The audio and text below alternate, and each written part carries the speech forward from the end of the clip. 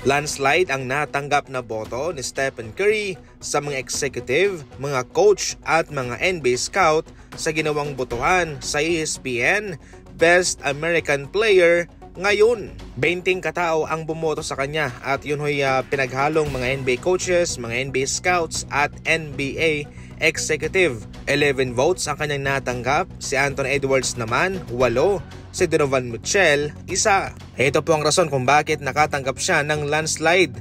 Ang Best American Player sa ngayon ang pinag-uusapan dito. Hindi po ito all-time kundi ngayon po. Ang kanyang shooting ability kahit sa kanyang edad ay patuloy pa rin namang nakakapag-deliver ng impressive na shooting sa Stephen Curry.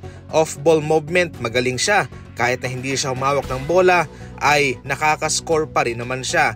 Yung kanyang handle at paggawa ng tira, kabilang yun sa mga kinoconsider. Siya isang proven champion. Yung kanyang impact sa kanyang team mapahanggang sa ngayon ay nagpapanatili sa kanila bilang dark horse sa NBA.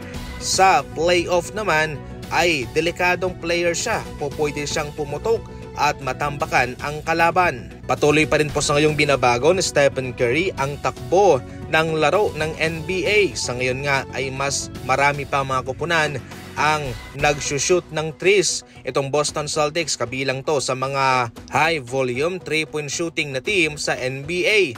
Samantalang sa kanyang edad na 36 years old ay patuloy pa siyang nakakalaro sa elite na level. Kaya kabilang yan sa mga nagpa-impress sa mga scouts, mga coaches at mga executive. Atin munang itabi si na Anthony Edwards at Donovan Mitchell. Ito, pag-uusapan natin ang malaking katanungan dito. Nasaan si LeBron? Bakit wala siya sa botohan?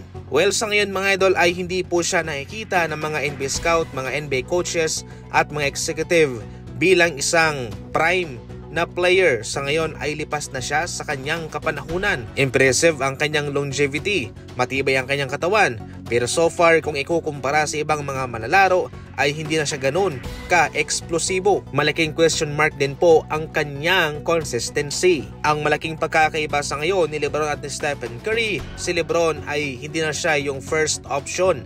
Hindi na siya yung bida sa Lakers. Si Luka Doncic na.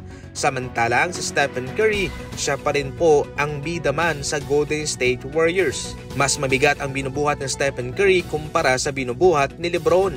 Sa pangkabuuan mga idol, hindi nangangahulugan na wala si LeBron dito ay hindi na siya magaling. Magaling pa rin naman siya. Pero as of now, pabor muna ang mga NBA coaches, mga scout at mga executive kay Stephen Curry bilang pinaka-the best na American player ngayon. Ikaw, ano ang komento mo patungkol dyan? I-comment lang sa comment section. Maging updated sa mga balitang NBA. Marami tayong videong inilalabas araw-araw. Minsan 3 video.